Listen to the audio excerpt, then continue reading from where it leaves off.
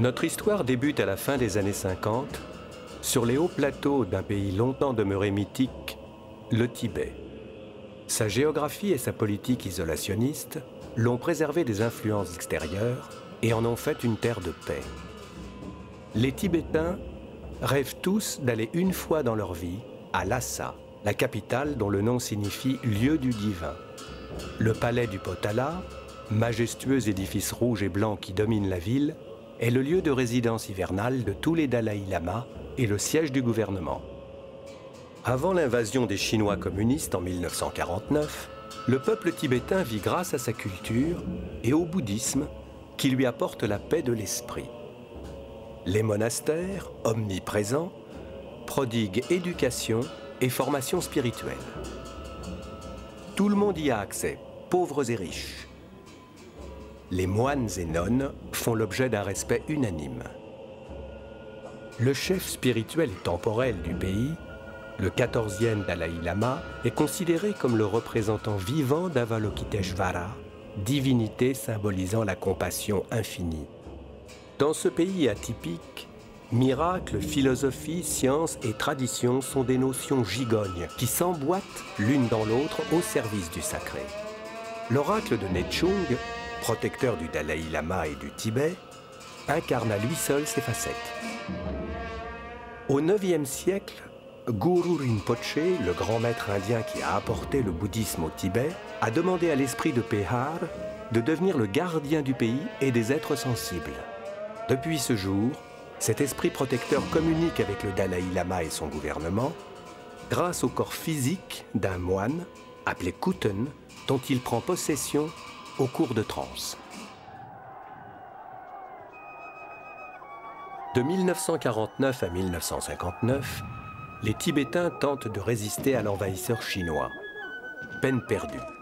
L'invasion du pays est effective, 6000 monastères sont détruits, 1 200 000 Tibétains meurent. Le 17 mars 1959, le Dalaï Lama est contraint à l'exil. Il quitte Lhasa grâce à l'intervention déterminante de l'oracle de Nechung qui s'est mis en transe spontanément. Déterminés à ce que leur culture ne disparaisse pas, 100 000 Tibétains suivent leur chef spirituel et traversent les chaînes himalayennes au péril de leur vie. Le premier ministre indien Nehru leur offre assistance et une terre d'exil à 12 heures de route de Delhi, Dharamsala. Cette bourgade perdue, perchée sur les flancs de l'Himalaya, devient alors le centre du Tibet en exil et le lieu de résidence du Dalaï Lama. Peu à peu, après des années de travail pour rendre l'endroit accessible et vivable, les traditions reprennent leurs droits.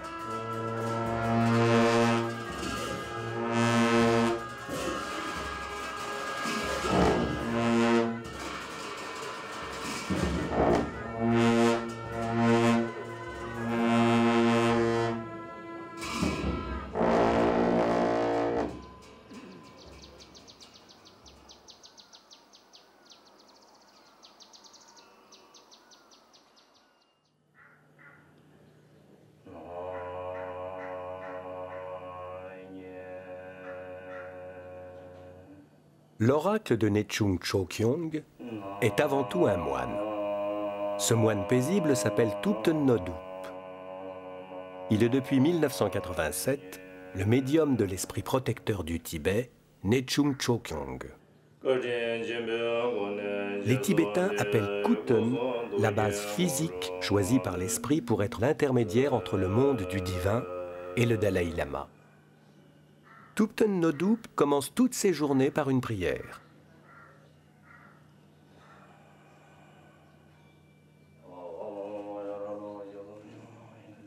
Tous les matins, en s'habillant, Thupten Noddup récite une prière en sanskrit. Cette prière lui permet de prendre conscience de la vraie nature des phénomènes. Elle aide à la réalisation de la vacuité. Le Dalaï Lama explique à ce propos que réaliser la vacuité, c'est-à-dire développer une vue juste de la réalité, ne conduit pas à rejeter le monde dans lequel nous évoluons, mais à le percevoir autrement. Dans les enseignements bouddhistes, le lien qui unit le maître à l'élève est très important. Dès son réveil, le moine se met en relation avec le maître qu'il a choisi grâce à la prière. Elle lui permet de le visualiser, de recevoir ses bénédictions et de réaffirmer sa foi dans ses enseignements. Cette pratique, répétée 6 fois par jour, génère de la compassion.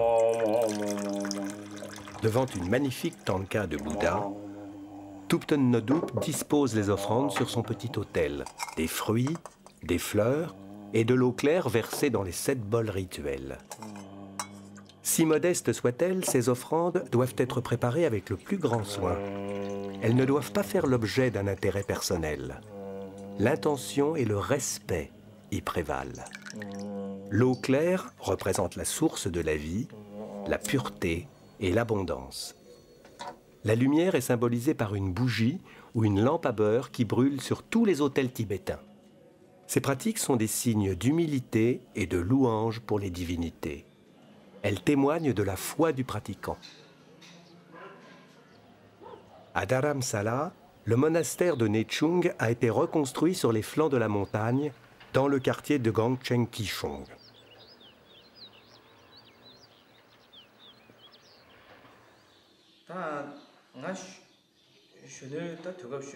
Je vais vous parler de mon enfance.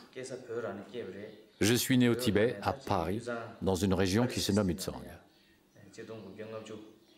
Ma naissance a eu lieu le 13 juillet 1958, lorsque le Tibet a connu ses moments les plus difficiles.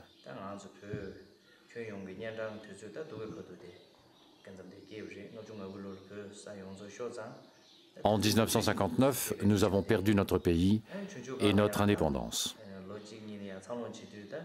Je suis né à la plus mauvaise période. Depuis que j'ai 1 ou 2 ans, j'ai grandi sous l'occupation chinoise.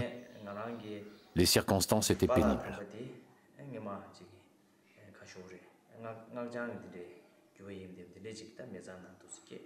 Mon père était un pratiquant tantrique.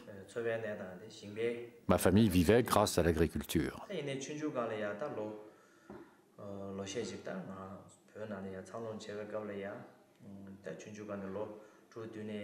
L'alphabet tibétain m'a été enseigné par mon père pendant mon enfance, à l'âge de 6 ou 7 ans.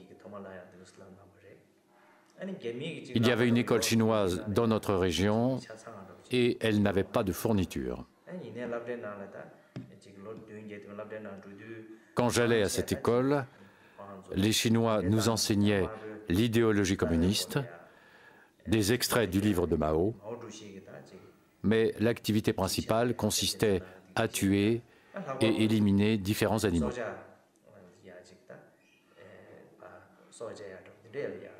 Cela, je m'en souviens très clairement.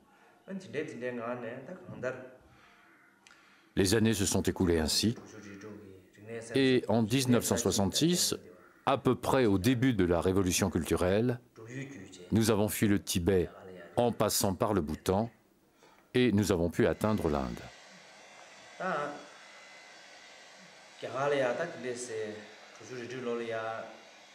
En 1966, feu mon père, ma mère et mon frère ont fui le Tibet et ont trouvé refuge au Bhoutan après avoir traversé la frontière.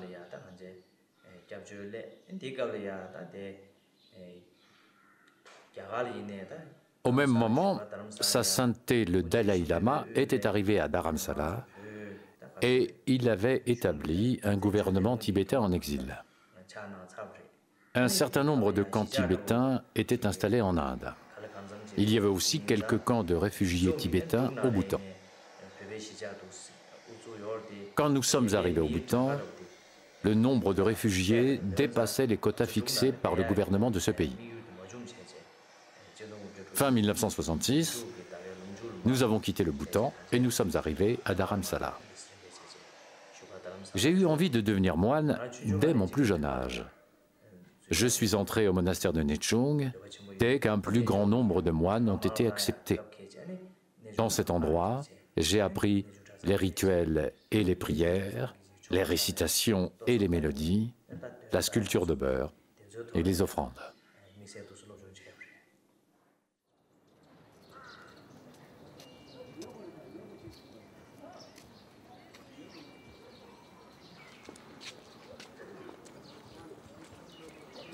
Le Lingkhor est le chemin qui entoure la résidence de Sa Sainteté le Dalai Lama. Les Tibétains, un des peuples les plus religieux du monde, l'empruntent au moins une fois par jour. Ils marchent et prient pour la longue vie de leur chef spirituel et pour la libération de tous les êtres sensibles.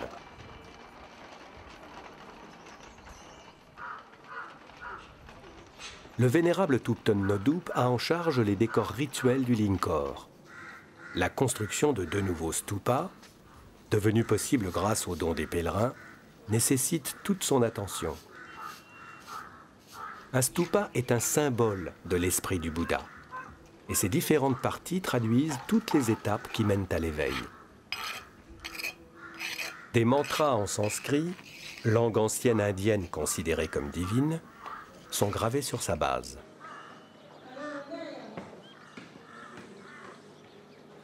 Thupten Noddup veille à l'entretien des différents monuments religieux du Lingkhor.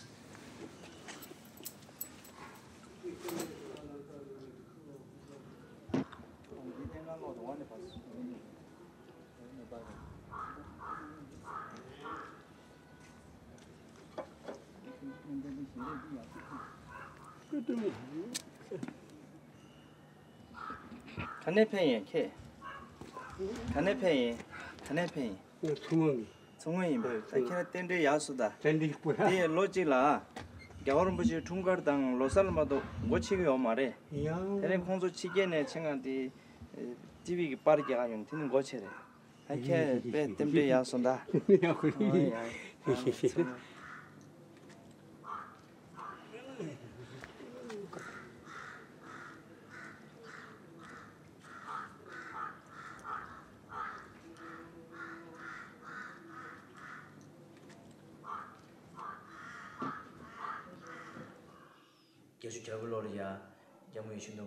En 1989, Sa Sainteté a reçu le prix Nobel de la paix. Le peuple tibétain et son gouvernement ont voulu lui offrir un symbole de cette récompense.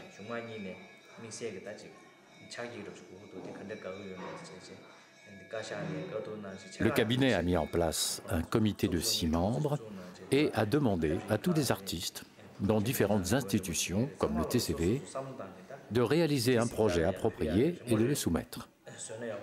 Il y a eu 60 propositions. Monsieur Kelsang Yeshi était le président du Conseil des ministres. Le jour où je l'ai rencontré, il a souhaité que je soumette également une proposition pour cette offrande. Je suis rentré et j'ai réfléchi à un projet.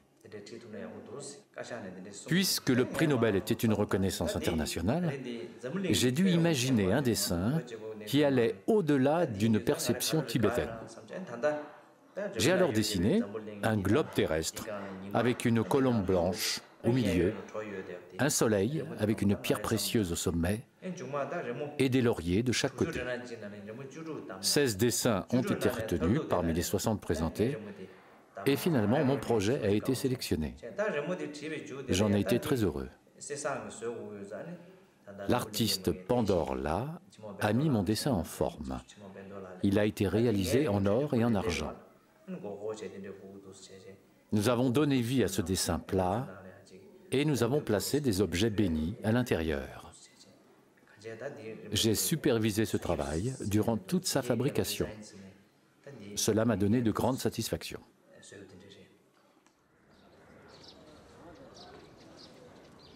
À Dharamsala, dès que son emploi du temps le lui permet, Thupten Noddup s'adonne à une de ses passions, le jardinage, Son petit centre de retraite est rempli de pots contenant de nombreuses variétés de plantes et de fleurs qu'il ramène de ses voyages et de ses pèlerinages.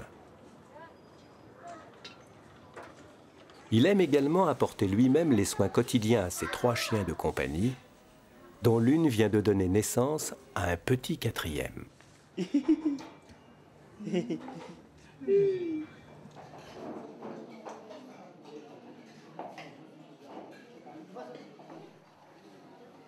Au monastère, tous les repas sont pris en commun à la cantine. Le menu est le même toute l'année. Une portion de légumes, une de dalle, purée de lentilles, le tout accompagné d'un fruit. L'après-midi est consacré à l'étude pour tous les moines. C'est l'apprentissage de la logique et de la philosophie bouddhiste. Tous les textes élémentaires doivent être appris par cœur.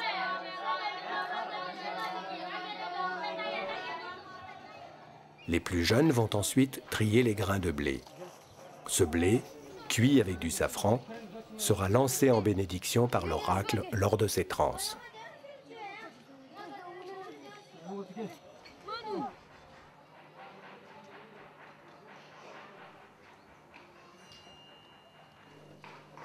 Diki est une vieille nonne qui a passé de nombreuses années dans un camp de prisonniers. Libérée, elle a fui le Tibet et a rejoint Dharamsala où elle vit dans un ermitage. Malgré ses douleurs physiques, elle fait dès qu'elle le peut le tour du Lingkhor. Elle pense que ses prières lui ont permis de générer de la compassion envers ses ennemis et surmonter toutes ses épreuves. Diki aime rendre visite à Thupten Nodhup. Elle vient chercher une pochette de grains de blé bénis par le Khuten en transe. Elle a remarqué qu'en glissant un de ces grains dans le courrier qu'elle envoie à sa famille restée au Tibet, la lettre arrive à bon port. Cette nouvelle utilisation amuse beaucoup Thupten Nodhup. Il en profite pour lui offrir de la tsampa, ainsi qu'un peu d'argent pour subvenir à ses besoins.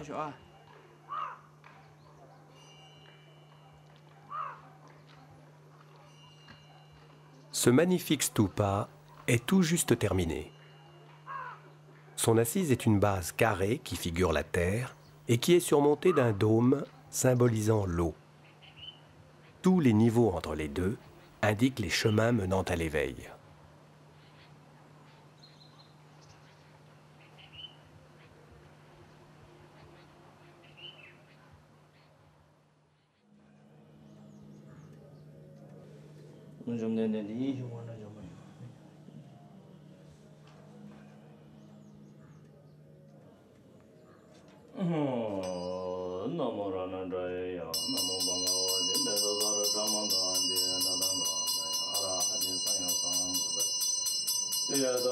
Face à la tanka du Bouddha, il dédie sa pratique à Manjushri, le Bouddha de la connaissance. Cette prière permet de recevoir une bénédiction pour la réalisation de l'éveil.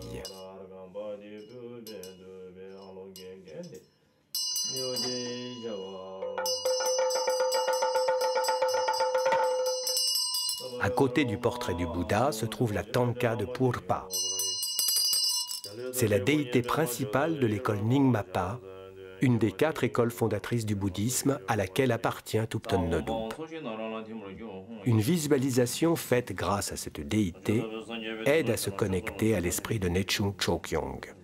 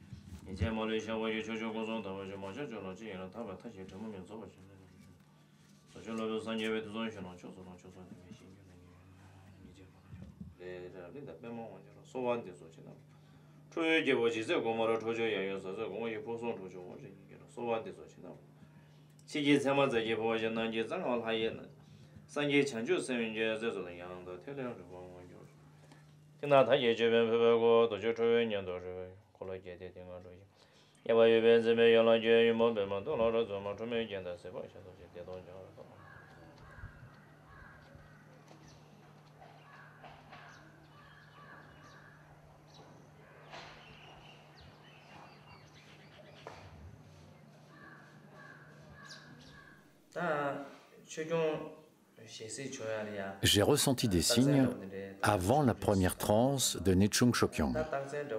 Je me souviens de certains d'entre eux très clairement. Un matin, lorsque je me suis levé pour me laver, je me suis mis à saigner du nez.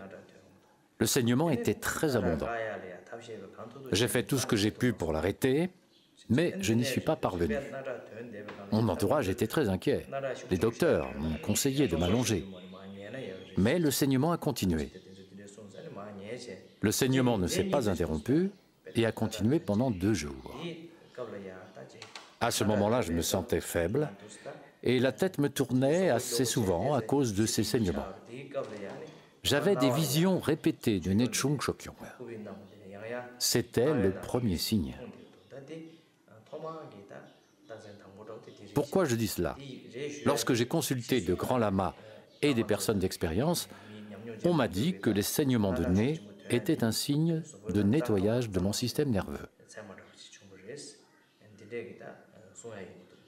Comme je l'ai dit précédemment, Nechung Chokyong m'est souvent apparu en rêve au travers d'un médium.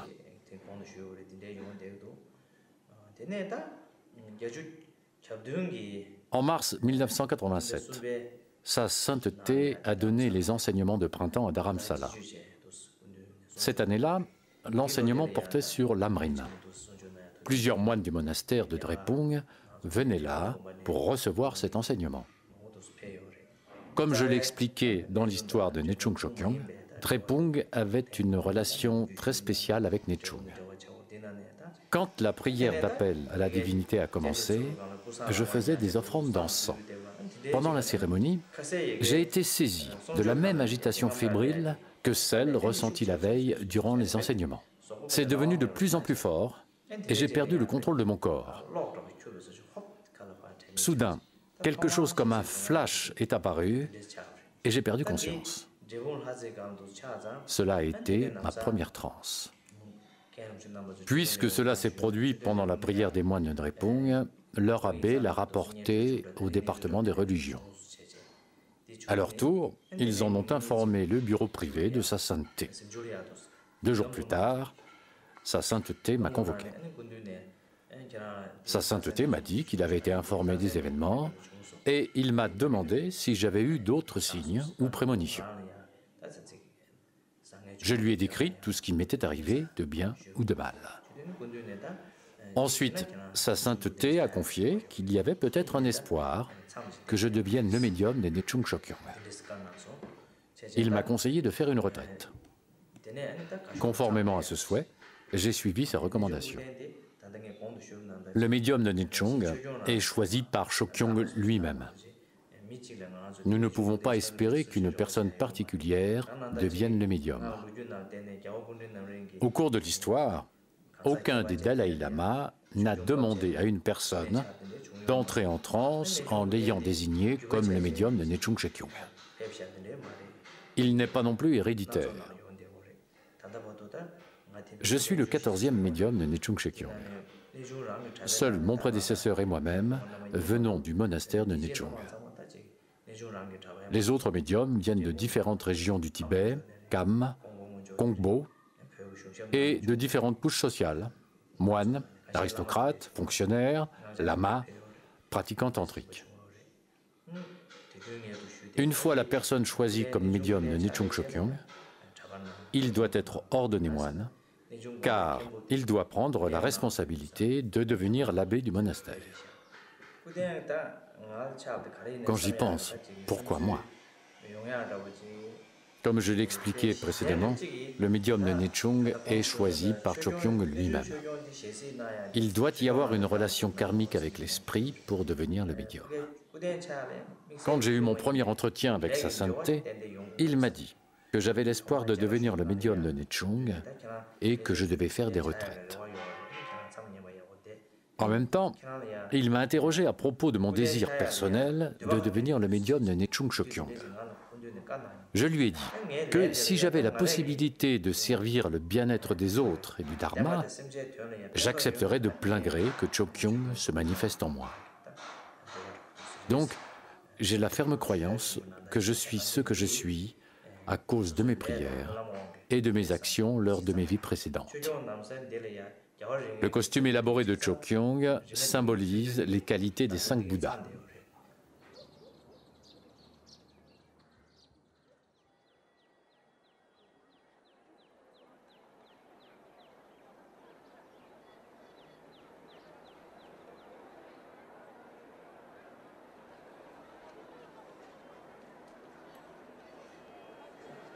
Nous sommes en juin 2004, au moment où un exceptionnel pèlerinage va commencer. Il n'a lieu que tous les 12 ans, l'année du singe. C'est de Revalsar que Padmasambhava, le grand sage indien, est parti au IXe siècle pour répandre le bouddhisme au Tibet. Ce maître, hautement réalisé, a su pacifier les forces négatives des anciennes traditions chamanistes et imposer la doctrine du Bouddha sur les hauts plateaux. Tous les peuples de l'Himalaya l'appellent gourou, maître, rinpoché ou précieux. C'est cet événement que l'on va fêter.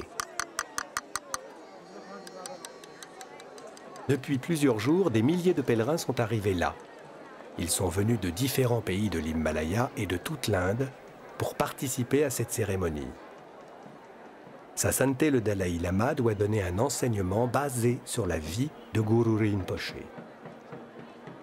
Pour la plupart des pèlerins, le lac de Tsopema et les grottes situées en haut de la montagne conservent l'empreinte des puissantes méditations du grand maître. Les croyants espèrent bénéficier de cette force pour développer leur propre recherche spirituelle.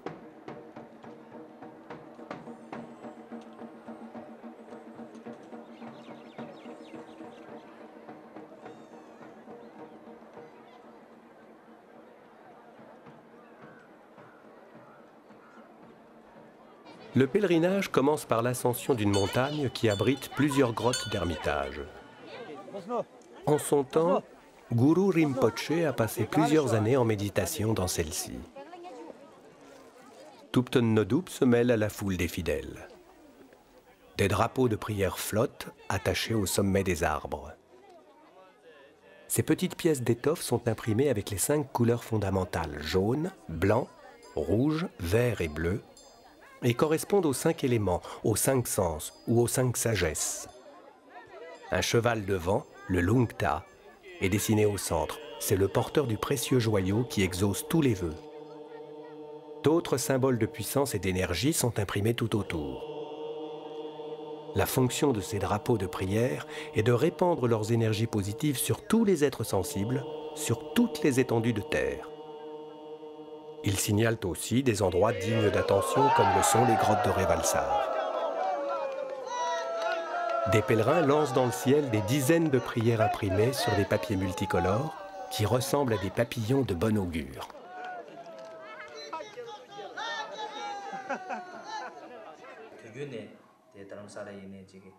Des gens malades viennent me voir pour des prières ou des conseils, également à Dharamsala.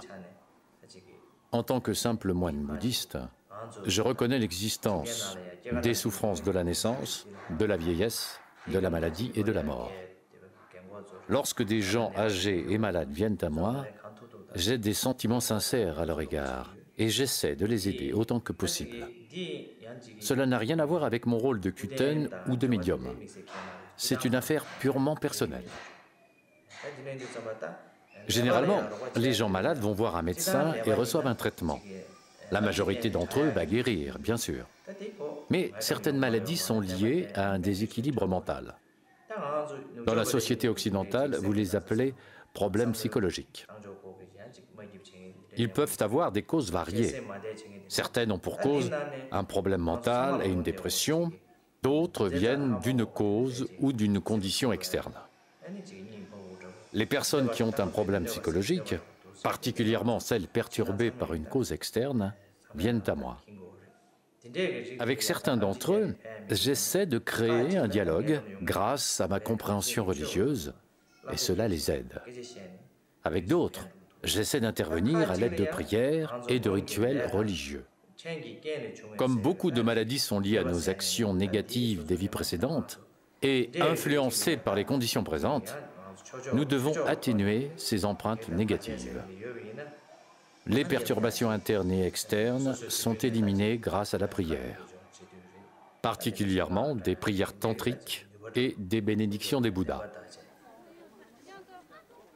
L'entrée de la grotte principale se trouve à flanc de montagne.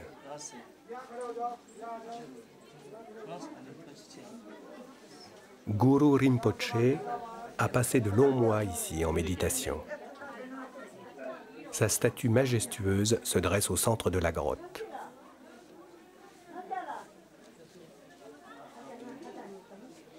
Au pied de celle-ci, des petites lumières oranges brûlent sur l'autel en symbolisant les lampes à beurre. Des fruits, des fleurs, des centaines de katas sont déposés là tous les jours en offrande par les pèlerins.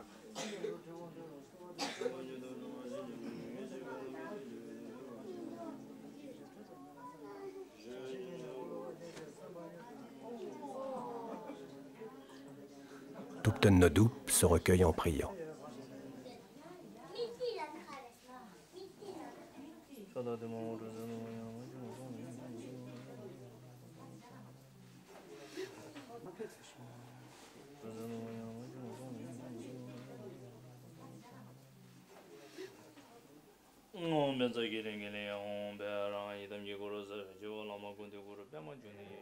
Ma prière aide dans bien des cas. À mes yeux, n'importe quelle aide apportée aux autres est un acte religieux ou positif. Donc je poursuis dans cette direction et j'essaie de m'y consacrer autant que je peux. Beaucoup de Tibétains, d'Occidentaux et d'Indiens viennent me voir. Je les reçois tous de la même manière.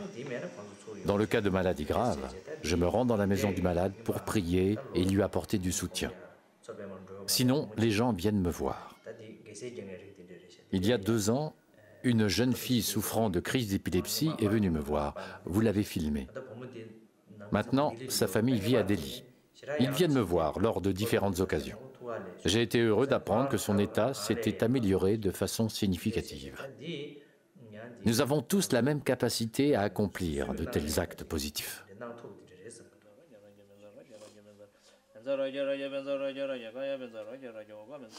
Cette adolescente était atteinte d'une sorte d'épilepsie qui l'empêchait d'aller à l'école avec les jeunes de son âge. Elle avait été soignée sans succès par des médecins allopathes et des médecins tibétains.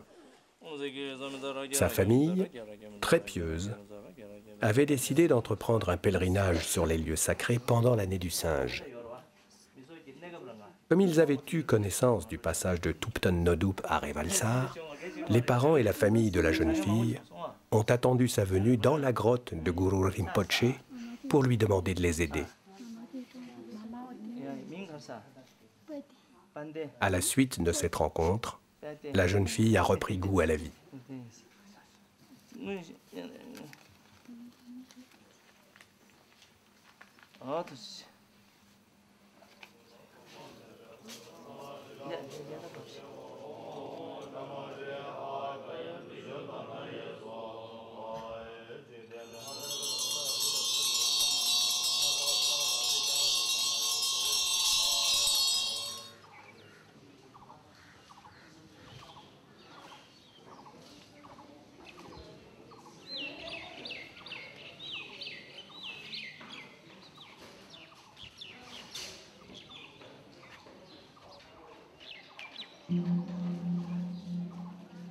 Au Tibet, tous les 12 ans, la fête de Telo Tsechu rassemblait les divinités, les oracles, les moines et les laïcs pour célébrer la date anniversaire de l'arrivée du bouddhisme dans le pays. Nechung Chokyong entrait alors en transe divinatoire entouré de tous les oracles tibétains. En exil, la tradition perdure plus simplement. L'oracle se met en transe devant sa sainteté le Dalai Lama, accompagné de 3 oracles laïcs, 2 femmes et un homme. Les fidèles vont arriver par milliers à Dharamsala, et à la veille de ce jour particulier, le monastère se pare de ses plus beaux atours.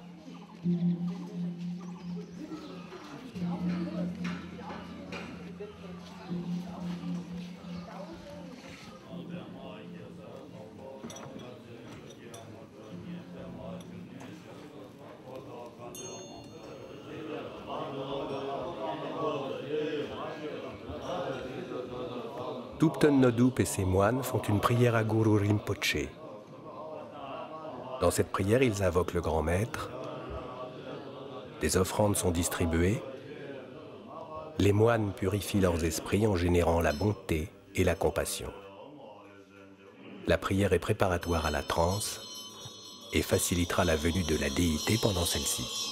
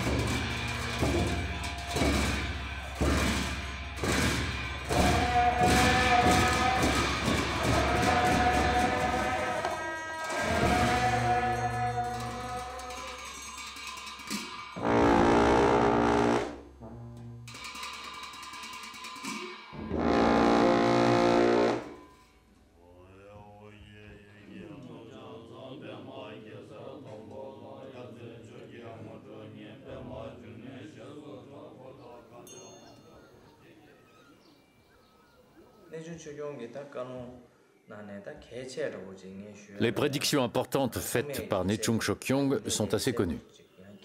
L'année 1959 a été la période la plus critique de l'histoire tibétaine. Les Chinois occupaient complètement le pays et Lhasa. Sa sainteté résidait au Norbulinka, le palais d'été. Mon prédécesseur était encore vivant. Les délégations des 3 grands monastères, les représentants du peuple et le gouvernement tibétain avaient invoqué Nechung Chokyong bien des fois en lui demandant conseil à propos de la possibilité d'exil de sa sainteté. Chokyong répondait invariablement que sa sainteté pouvait rester à Lhasa, qu'il n'y avait pas de danger pour sa sécurité. Comme la situation était extrêmement tendue et dangereuse, les gens étaient surpris par les conseils de Chokyong et certains se demandaient s'il était bien sage de l'écouter. Il semble que Chokyong avait des raisons d'être prudent, car les Chinois avaient des espions partout. Mais, à point nommé, il est entré en transe devant une poignée de domestiques et a demandé à sa sainteté de quitter Lhasa. Il a indiqué l'heure précise, la direction à prendre et comment quitter le palais. Ses conseils ont été suivis. Sa sainteté et une petite partie de son entourage ont fui en exil. Tout cela est mentionné dans l'autobiographie de sa sainteté.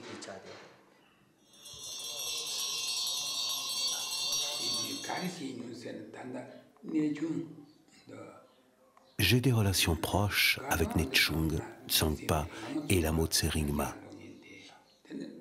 Ce que j'ai fait a été de perfectionner leur état de transe et de clarifier les canaux d'énergie, ce qui permet aux divinités de se manifester de façon claire et indubitable. Je n'ai pas fait cela parce que j'ai un grand pouvoir. C'est au travers de la sagesse parfaite de sa sainteté qui a vu qu'il y avait quelques relations entre ces oracles et moi-même. Sa sainteté m'a demandé de dégager les portes vaines de ces oracles en les mettant en état de transe assez souvent et de perfectionner leur relation avec la divinité concernée. J'ai suivi le médium actuel de Nechung depuis le début de ses transes. Dans le cas de Lamo Tsongpa, cela a pris plus d'1 an pour ouvrir les canaux de la parole. De la même façon, j'ai suivi Tse-ringma.